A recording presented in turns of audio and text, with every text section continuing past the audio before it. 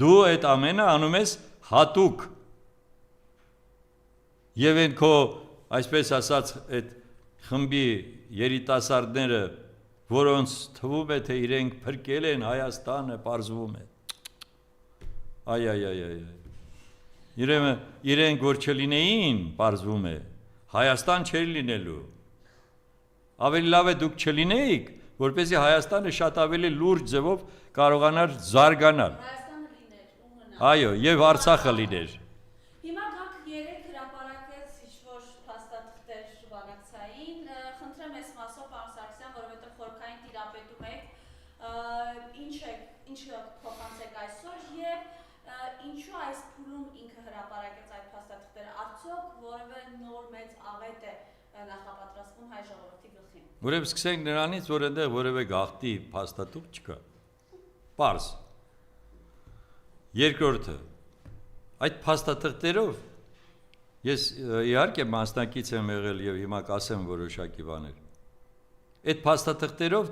ընդամենը գնացել է բանակցային գործընթաց այդ բանակցային գործընթացը այսպիսին է ես ասում եմ այսպես այն մեկը ասում է հակառակը եւ մենք չենք կարողանում համաձայնության գալ եւ այլն հիմա ես ուզում եմ ուղղակի մի քիչ ավելի մանրամասնեմ մինչեւ գանք այս իր հրապարակացի Երբ որ ստեղծվեց Մինսկի կոնֆերանսը եւ Մինսկի խումբը եւ հետո երանախագահությունը այն ժամանակ մանդատը ձևակերպվեց հետեւյալ կերպ Մինսկի խմբի երանախագահների մանդատը համանախագահների ձևակերպվեց հետեւյալ կերպ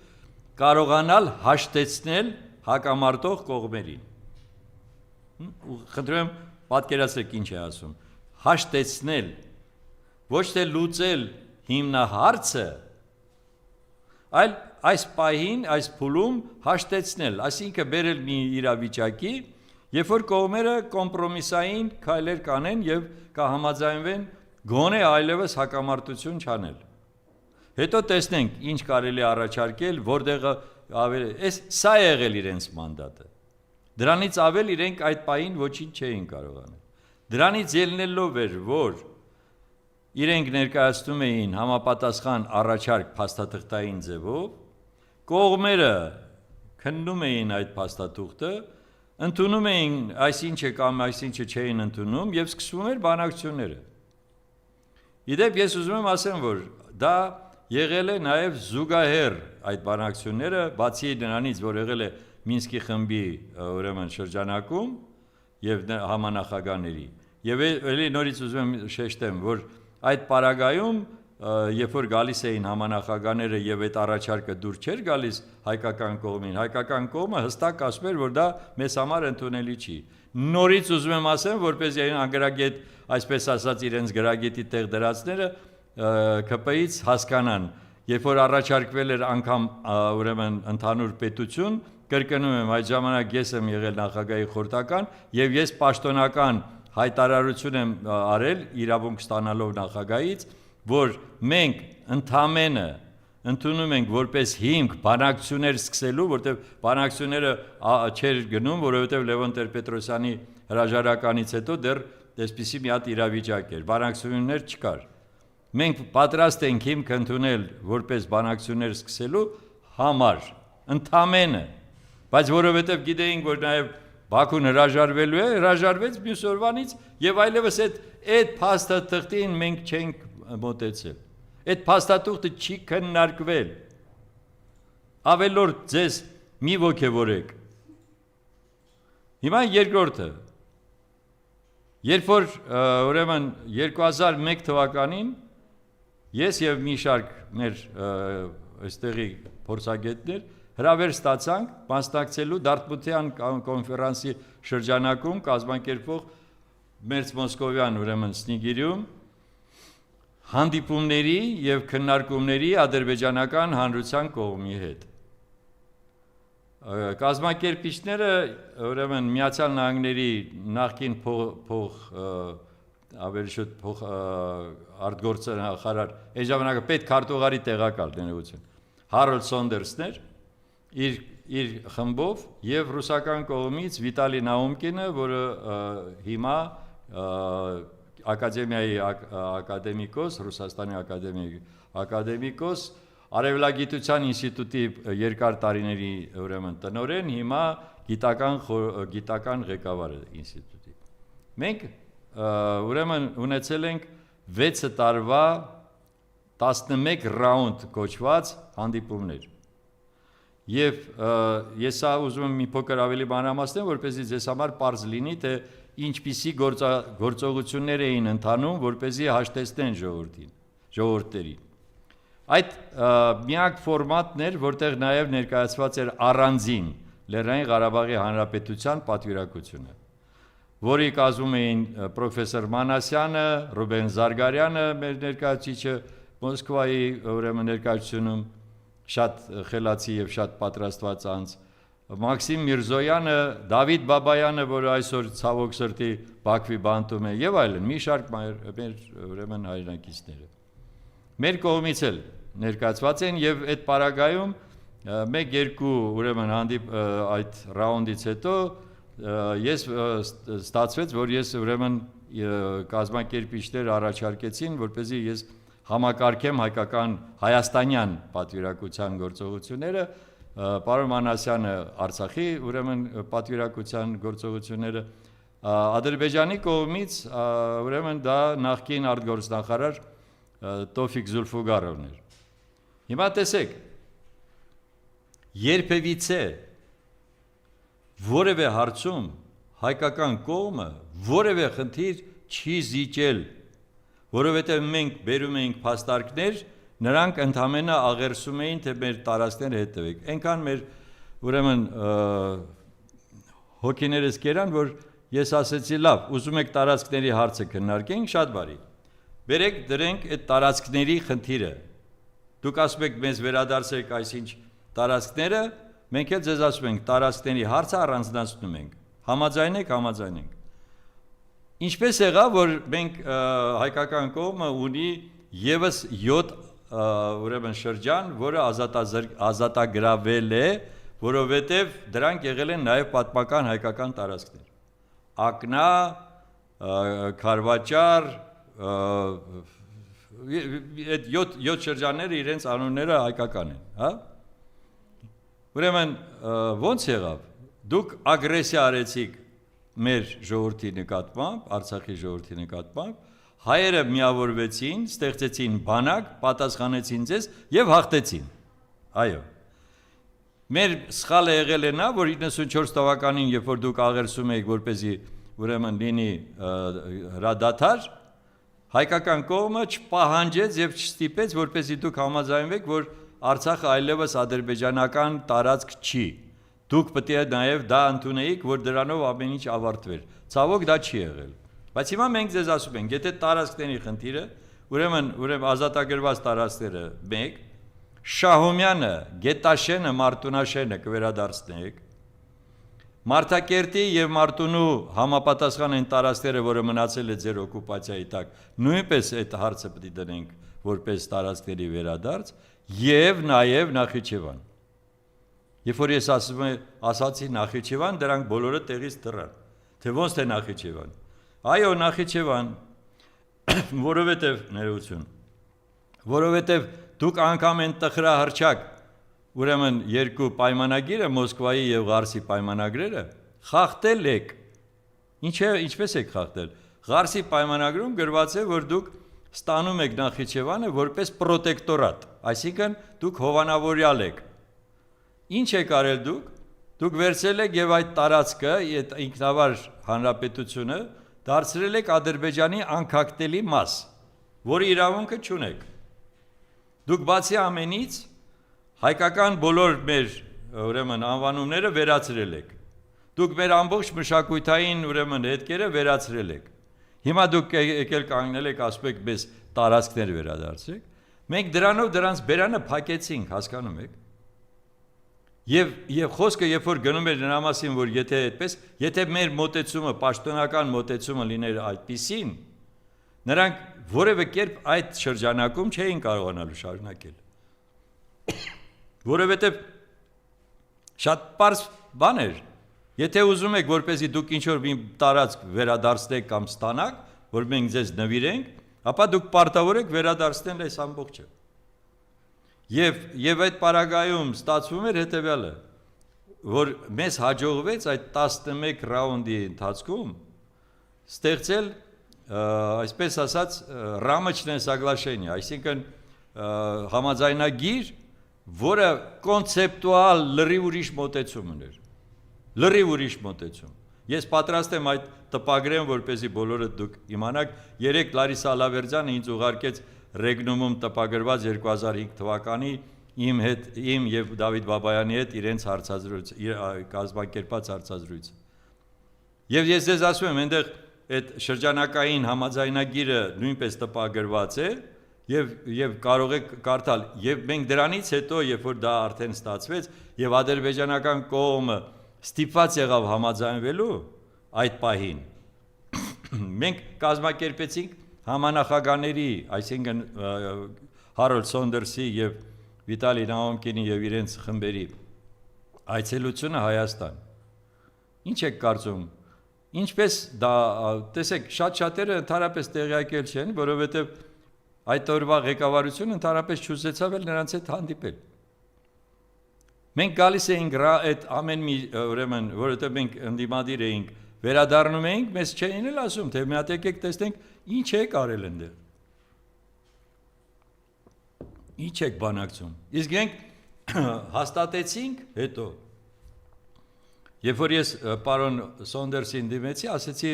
նաև Նաոմկինին։ Ասեցի հավանաբար ես ոնց որ հասկանում եմ, մենք Մինսկի խմբի մոդելային խումբն ենք։ Երկուսն ժպտացին եւ ոչ այո, ոչ չասեցին, բայց հետո խոստովանեցին, որ մեր բոլոր այդ զրույցների քննարկումների բոլոր պրոտոկոլները ուղարկվում են Մինսկի խմբի համանախագահների։ Այսինքն մենք կարող ենք նաև այդ ժողովրդական դիվանագիտության արդյունքները օգտագործել պաշտոնական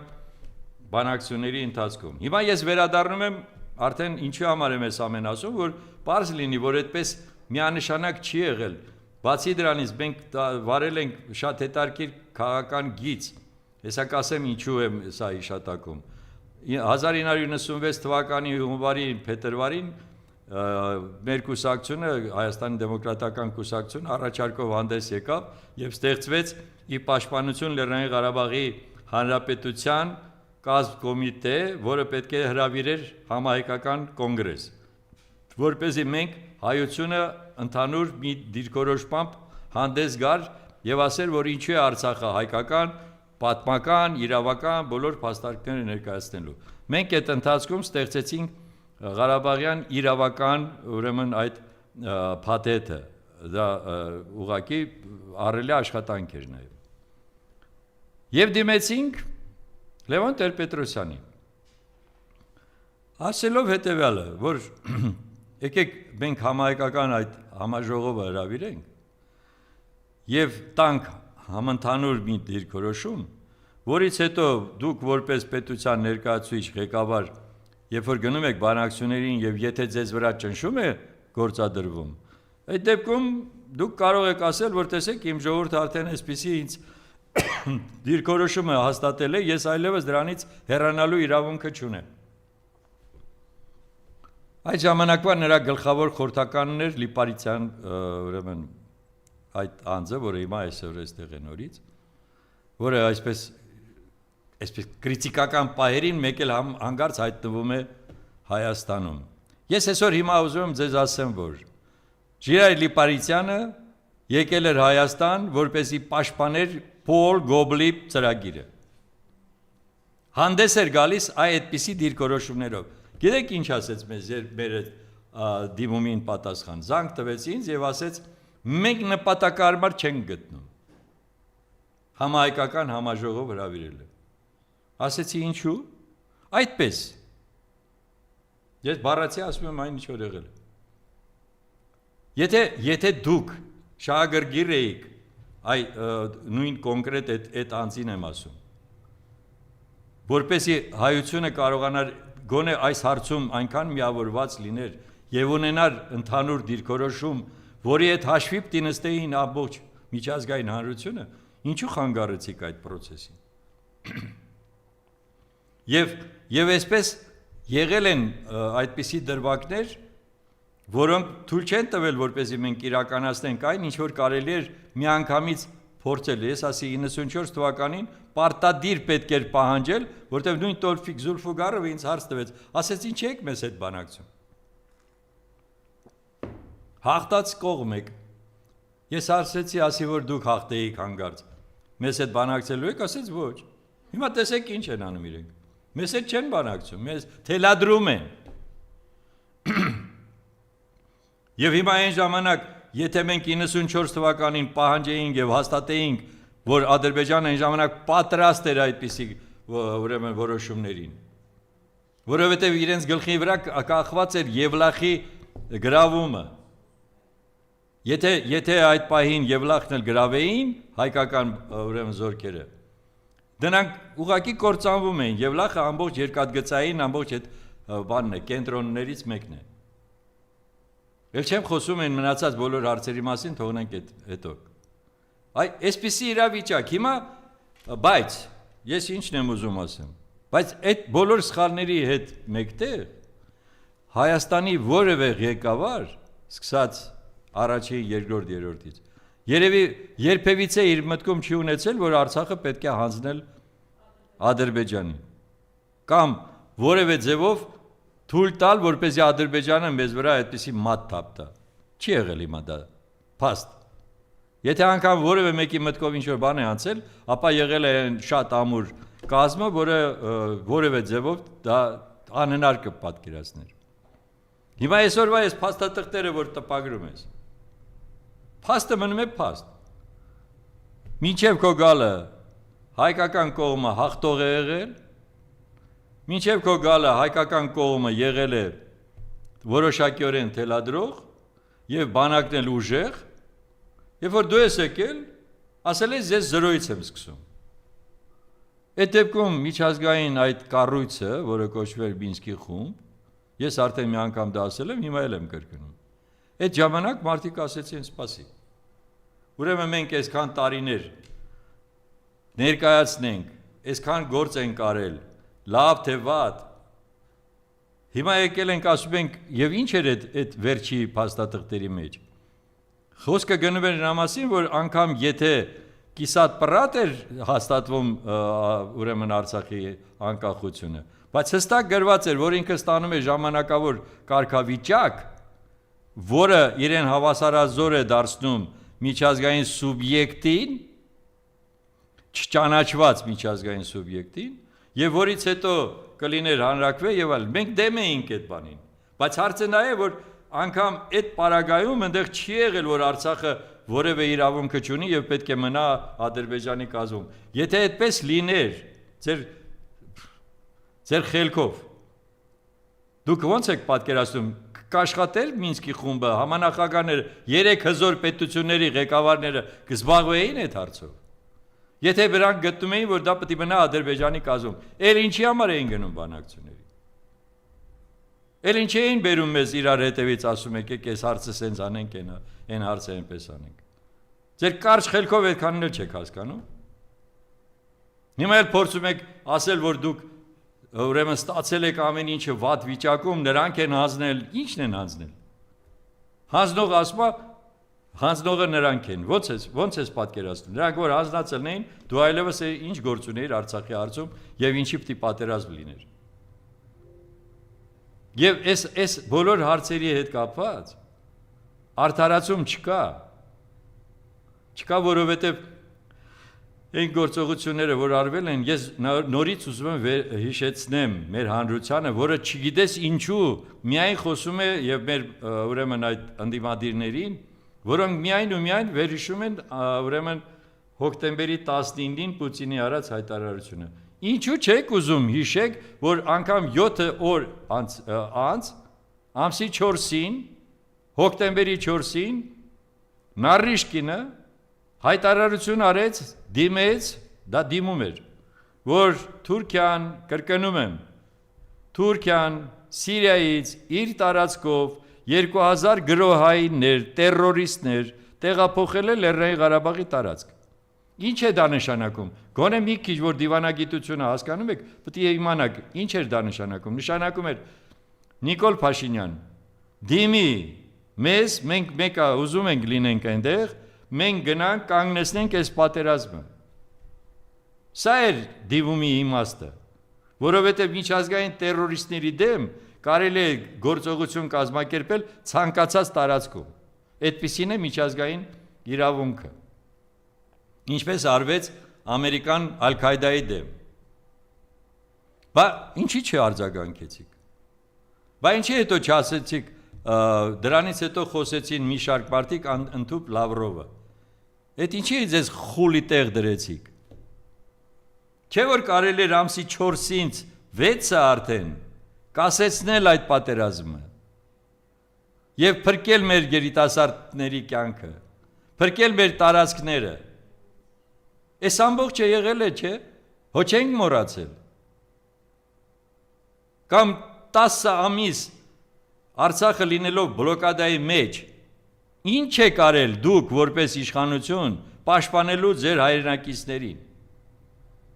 Ինչ գործողություն եք արել։ Հիմա 3 տարի է արդեն, համարյա 3 տարի է Բաքվի բանտերում են մեր հայրենակիցները, մեր երիտասարդները եւ քաղաքական ղեկավարները Արցախի։ Ամեն անգամ ասում եք, մենք այնպիսի քայլեր ենք անում, որի մասին պետք չի խոսել, որովհետև մենք խանգարենք այդ process-ին։ Ուր է այդ process-ը։ Ձեզ չի արդեն նրանց ցմա ազատազրկում են կամ կստացվի, որ կամ այնքան տարի են տալիս նրանք, ովքեր որ դեռ երիտասարդ են, ցմա են տալիս, նրանք, ովքեր որ ասենք 60 անց են, ուրեմն նրանց կարելի է 20 տարով տալ, մեկը չեն կարողանա դուրս գալ բանտից։ Այս է ձեր գործողությունների արդյունքը։ Եվ ընդհանրապես դուք որևէ քայլ եք արել, որ մենք հիմա չենք գնահատել, որ դուք պաշտպանել եք մեր պետական ազգային շահերը, ել չեմ խոսում նրա մասին, որ նորից անընդհատ ասենք անկլավ կոչվածների վերաբերյալ, որ էս էլ որ ասում են բոլոր պարերը պարել եք, մնացել էր դա։ Ինչ անկլավ, ով է ասել, որ մենք որևէ մի տարածք ունենք Ադրբեջանին հանձնելու։ Որտեղ եք դուք տեսել այդպիսի փաստաթուղթ։ Չկա այդպիսի փաստաթուղթ։ Չկա այդպիսի պարտավորություն։ Երեք Հրանտը Բագրատյան այստեղ ասում էր Վլադիմիր Մովսիսյանի կատարած աշխատանքի եւ ընդհանրապես այն ժամանակվա ղեկավարության։ Դե դուք էլ անեիք այդպիսի գործ։ Դուք էլ մի հատ փորձեիք մի սանտիմետր հողը հետ վերադարձնել։ Այնպես որ որևէ արդարացում չկա։ Միայն ու միայն լինելու է մեղադրանք բոլոր այն գործողություններին, որոնք դուք արել եք կամ չեք արել, որտեղ կա նաև հետևյալ հանգամանքը, չանելն էլ է մեղավորություն։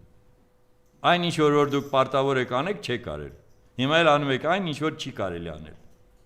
Սա է։